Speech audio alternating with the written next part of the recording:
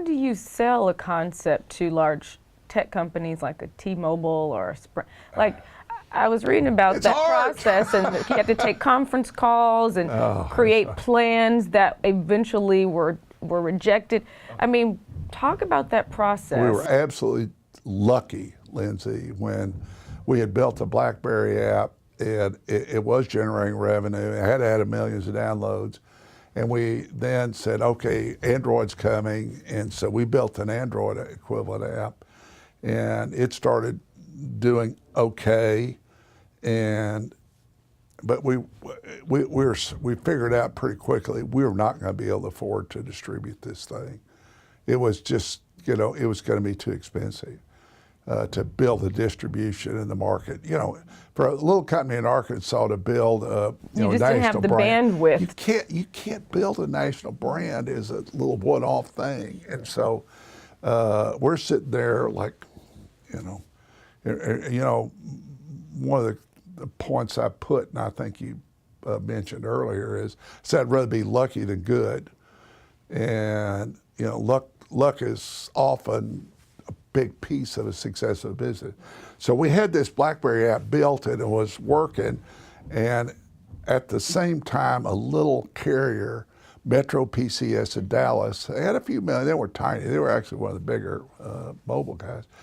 Had done a survey of its users and asked, what is the #1 thing you want? And they said call blocking, because a lot of them were prepaid, and guess what? A lot of them were being chased by debt collectors who were driving them crazy. You didn't even think about that. Yeah. But and so they wanted the customers of Metro wanted a blocking app, so they said we got to find a blocking app, and so they came across our stuff and called us up and said, you've got till Friday to come here and tell us how you can give us a Metro PCS branded app, and you can't charge more than $1 a month for it. And we're going like, well, okay. we did it, and they bought it, and that was success.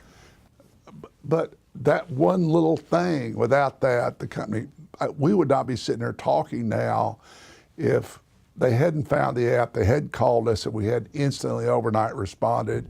It was close enough in Dallas that we could back and forth and got the deal done over about a 3-month period. But the story behind that is that you were prepared.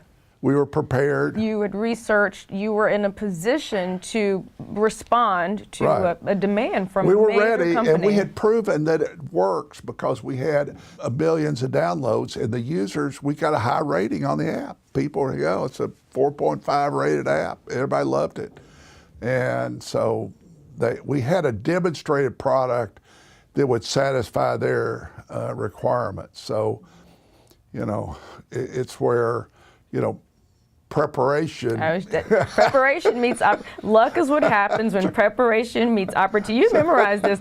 Luck is what happens when preparation meets opportunity. That's you were right. prepared, and there was an amazing opportunity for Metro PCS, and you also had data to back your product. We had a lot, You've done your research. We had figured out that, we had it wasn't just an app. This is had a lot of data. I'm sort of an old data geek, as we say, and so we had built quite a data infrastructure to support this application, which we've continued to do to this day with our T-Mobile.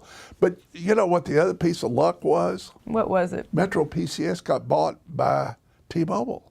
And even larger. I mean, and so it's like, I'd rather be lucky than good, because if Metro PCS had been bought by Verizon or AT&T, we wouldn't be here either. So, incredible. So.